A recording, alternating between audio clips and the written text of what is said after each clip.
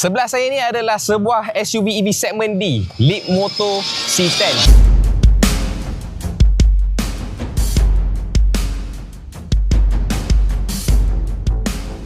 Hari tu saya ada baca satu artikel di mana kerajaan menjangkakan pada tahun 2050 lah, penggunaan EV dalam Malaysia ni boleh naik sampai 80%. Dan kita tahu pun China ni when it comes to EV cars, diorang adalah pioneer, lebih bagus daripada company-company Jerman. Diorang pun tak boleh buat EV sepantas China dan se-efficient China. So dalam video hari ni saya akan ceritakan kelebihan kereta ni. Dia nampak almost saya tak cakap identically macam Porsche Macan, macam kereta bos saya. Dan kenapa kalau korang ada bajet sedemikian, interior dia cantik, warna yang nampak very classy, very elegant lah. Kenapa korang patut ambil kereta ni daripada kereta-kereta lain yang harga lebih kurang kereta ni? Sebuah SUV segmen D EV daripada Leapmotor C10. Ada banyak benda yang saya suka dekat kereta ni dan ada juga beberapa kekurangan yang saya rasa patut diubah oleh Leapmotor lah untuk next upcoming EV diorang. Korang nak unlock kereta ni, korang kena tap dekat side mirror dia. Alright? That's the only way. Tapi sebelum tu jangan lupa tekan dulu butang subscribe. Saya Ali Masri. This is Leapmotor C10. So, let's go. Strategi. So we create. Conquer.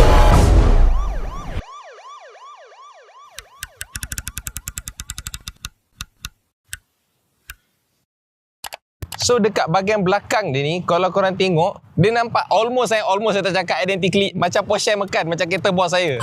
Gurau. Tapi almost lah macam Porsche Macan punya belakang. Tengok lampu dia, lawa gila. LED tail light strips bar ni memang cantik. Cumanya font dia ni kurang konsisten sikit. Leapmotor punya tulisan ni cantik, memang saya boleh puji lah, kemas. Lepas tu C10 ni, kenapa dia kecil macam ni je? Kenapa dia tak konsisten in size apa semua kan? Dia nampak macam pelik sikit lah. Lepas tu dia punya power boot punya button tersorok sikit tau. Saya waktu dapat kereta ni dekat sehari setengah tu fikir mana ni? Dia boleh buka dari dalam. Tapi kalau dekat luar ni, kat sini, kecil ni. Kat sini buka, ada power boot. So, untuk boot space dia ni bersaiz 431 liter, 30 liter lebih kecil sikit pada IMA 7. Tapi korang akan terus dapat tonneau cover ni, ataupun orang panggil shades lah, ikutlah mana korang nak panggil. Kalau IMA 7, separate purchase. Dekat bawah tak dapat tire spare, tapi ada extra compartment untuk korang punya kits kan, toolbags, nak tak lampu keselamatan ke apa. Untuk 431 liter besar lah, sebab dalam dia memang besar kan. Sekejap lagi saya tunjuk, dalam dia luas, memang betul-betul lah kena dengan segmen D punya kelas. Okay, so berapa harga Leapmotor C10 ni turun dan apa specs yang dia tambahkan? So harga kereta Leapmotor C10 ni dah menjadi RM125,000 daripada RM159,000 waktu dia launching hari tu. Mahal RM1,000 je daripada Proton IMA 7 Premium. Dari segi dia punya powertrain masih sama. Dia boleh gerak 424 km WLTP, lebih 6 km daripada IMA 7 punya WLTP. Bateri dia pun pakai LFP 69.9 kW. Yang upgrade-nya dekat bateri dia ni AC charging dia. Kalau waktu launching hari tu, dia pakai AC charging 7 kW, sama macam IMAX 7. Tapi untuk upgrade version ni, dia boleh naik sampai 11 kW. So untuk AC charging daripada 6 jam dapat full charge, sekarang 11 kW korang boleh dapat masa dalam 4 jam saja untuk AC charge full charging daripada 0 sampai ke 100. So itu satu upgrade yang sangat bagus lah, sebab when it comes to EV, benda tu lah orang fikirkan, range, bateri dengan dia punya duration when it comes to charging the car. Kalau korang tengok bahagian depan dia ni, sebenarnya saya boleh cakap kereta EV China dia macam ada satu base tau. Base, design brand-brand lain follow je. Memang dia nampak design yang bulat-bulat. Bulat depan, lepas tu tepi macam narrow sikit, belakang dia bulat balik. Lampu dia, dia main tail light strips juga sama macam belakang, tapi dia tak adalah se-narrow belakang. Ada nampak gap sikit line kat sini. Kalau nampak, kalau belakang tu memang nampak seamless, straight kan. Lepas tu dia punya front bumper ni ada dia punya air vents ni. Kalau kita start engine dia buka, kalau kita tutup engine dia tutup balik lah bawah ni. Lepas tu ada fog lamp juga bawah ni, kocik je, macam tak nampak pun ada tengok kan. Okay, itu untuk bahagian depan luaran dia. Lepas tu pembaruan yang dia buat lagi dekat bahagian depan ni adalah dia ada frunk dekat sini. Time launching hari tu tak ada. Ini lagi satu upgrade yang dia buat dan saya suka lah benda ni. Macam-macam barang korang boleh letak, nak letak durian ke, nak letak barang-barang beg korang ke kat depan ni kan. Macam tu kalau belakang dah penuh, ada extra ruang dekat depan ni. Boleh lah, dia dengar lah keluhan hati-hati rakyat Malaysia. So jom tengok bahagian tepi dia pula.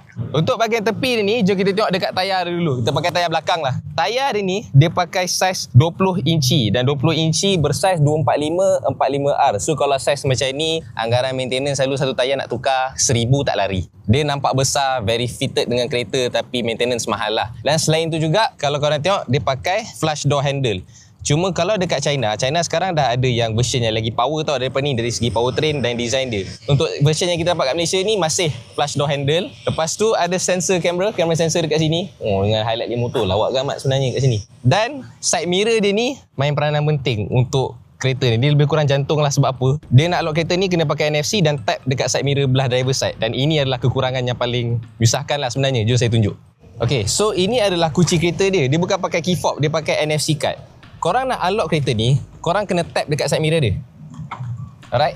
That's the only way. Dan nak start engine juga, kad ni korang kena letak. Dan kalau korang nak tukar gear, kad ni pun kena pastikan dekat atas ni, tekan brake boleh tukar gear. Kalau contoh kad ada misplace sikit ke apa kan, tak boleh nak tarik gear dia dekat sini. So dekat dalam ni pun ada bahagian baru. Pertama sekali yang paling obvious adalah seat. Apa yang korang nampak ni adalah warna brown macam caramel latte kalau nak kaitkan dengan kopi. Warna ni memang lawa lah. Bagi saya tengok macam nak makan lah. Interior dia cantik. Warna yang nampak very classy, very elegant lah. Dan juga seat dia ni sangat selesa tau. Dia punya leather ni, dia ada ventilated juga. Driver dan juga passenger. So bontot korang, peha semua sejuk lah. Dan kalau korang tengok dia punya length panjang tau. Dia boleh support lah korang punya peha. Kan ada kereta kadang-kadang length dia potong sikit, so tak dapat support dekat thigh ni. Kadang-kadang rasa macam tergantung. Untuk Lemoto C10, panjang and very selesa lah. Screen dia ni 14.6 inci, tetapi Apple CarPlay, Android Auto tak ada. Dia pakai maps dia sendiri, which is ni satu benda yang menyusahkan dan geram lah saya kan, kenapa tak ada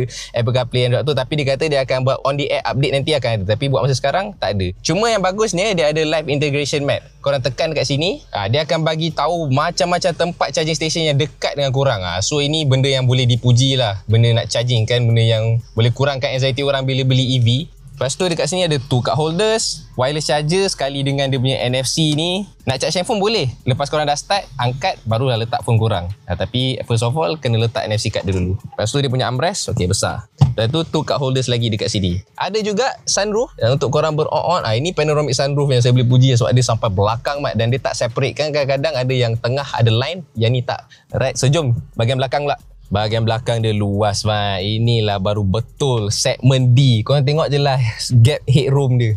Tinggi mat. Betul-betul rasa selesa. Lantai dia rata. Ini 3 orang duduk memang sangat selesa. Tak kisah badan besar, badan kecil, memang selesa.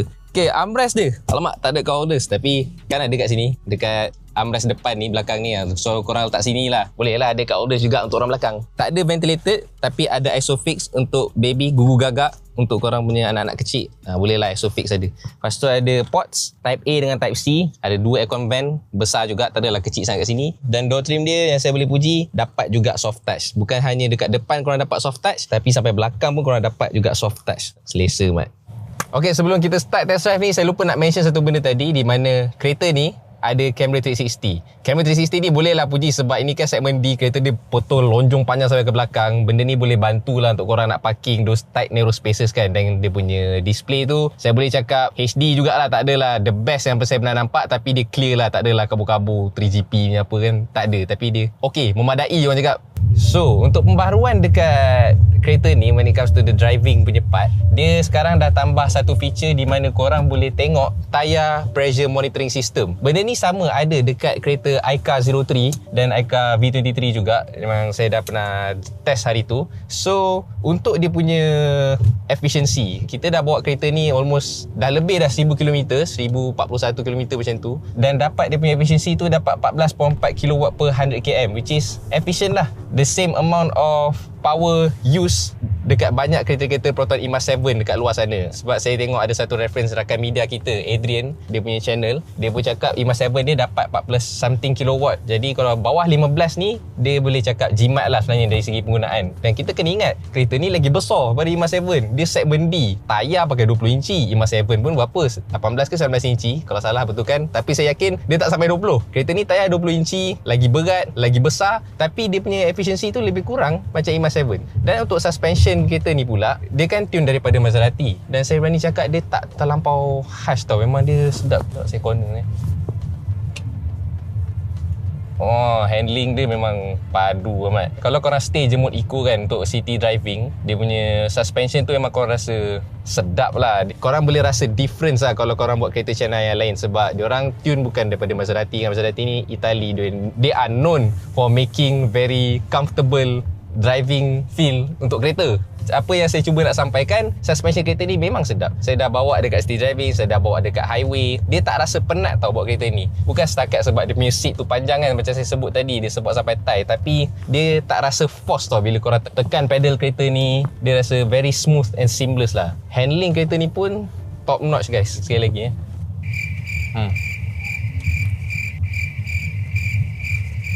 Last one. Ada body roll sikit saja, segment D again, tapi boleh diterima. Pick up kereta ni 0 to 100 dia 7.9 seconds, kurang 1 saat lah daripada IMAZ, tapi tak rasa beza sangat lah. Macam tengok sekarang ni pun saya pakai mode eco, tapi bila tekan tu dia pergi. Apa yang kita expect daripada EV lah. Dia tak adalah yang dapat range macam bawah 5 saat, tak adalah. Tapi untuk kereta sebesar ni, pick up dia pergi tau. Ni baru mode eco. Mod dia ada 3, ada standard lah, Eco, Comfort and Sports. Beza dia bila saya tukar kepada Sports mode ni, kalau Eco ke normal dia tak ada beza sangat. Sports ni ada beza, terutama sekali dekat dia punya steering. Steering, once korang tukar Sports mode, dia automatically jadi berat. Dia lebih rasa solid lah, lebih rasa secure bila korang nak buat those tight corners tu. Kalau ringan kan rasa macam lemak, rasa macam loose sikit kan. Tapi kalau Sports mode, steering korang akan rasa significant difference lah, dia jadi lebih berat sikit. Baru sedap nak buat corner-corner.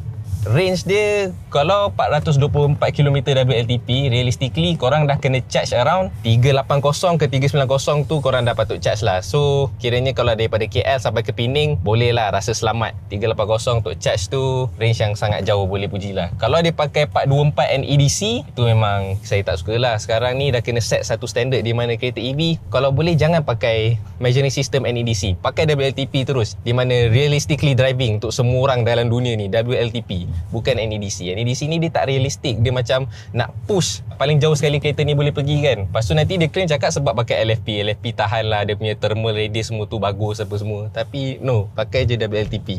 Cuma kekurangan kereta ni macam saya cakap tadi tu lah, Apple CarPlay Android Auto tu, dari navigations dia kan, korang susah lah kan nak pakai maps yang sedia ada kat sini. Ada maps dia yang di-install sendiri pakai SIM card dia, tak silap saya. Tapi macam kurang trustworthy lah sikit kalau korang rely pada Waze dengan Google Maps kan. Tu lebih efisien dan lebih macam kita lebih percaya lah kan. Cuma yang bagus ni tadi, yang charging station tu, yang live integration map tu boleh lah puji. Tapi still, kereta dah dekat 100,000 ke atas, kenalah ada Apple CarPlay Android Auto. So itu dia macam saya cakap tadi kan, exterior dia besar, segmen D, dia punya range lagi jauh daripada normal kereta-kereta harga lebih kurang harga kereta ni kan, 125,000. IMAZ 124,000. Range sikit, size kecil lagi. So kereta ni boleh consider lah kalau ada orang yang macam aku nak spend 120,000 lah, 130,000 lah nak beli EV, boleh consider Citan ni. Sebuah SUV segmen D yang besar, yang tune pun daripada Maserati. Interior dia lawa kan, seat warna caramel latte ni nampak classy and elegant. Kalau korang betul nak spend 120,000 something, adakah kereta ni berbaloi? Yes, kereta ni berbaloi. Saya suggest lah kalau korang nak spend that amount, boleh go for Leapmotor C10. So itu saja daripada saya, Alim Asri. Tapi sebelum tu jangan lupa bantu kita orang dengan 2 butang ni, like dan juga subscribe. Dan kalau boleh share lah video ni dekat kawan-kawan korang dan family supaya video ni dapat engagement yang lagi tinggi. Kita orang pun boleh post konten yang lebih menarik pada masa akan datang. Alright, saya Alim Asri. Salam strategi, fight and conquer. Assalamualaikum.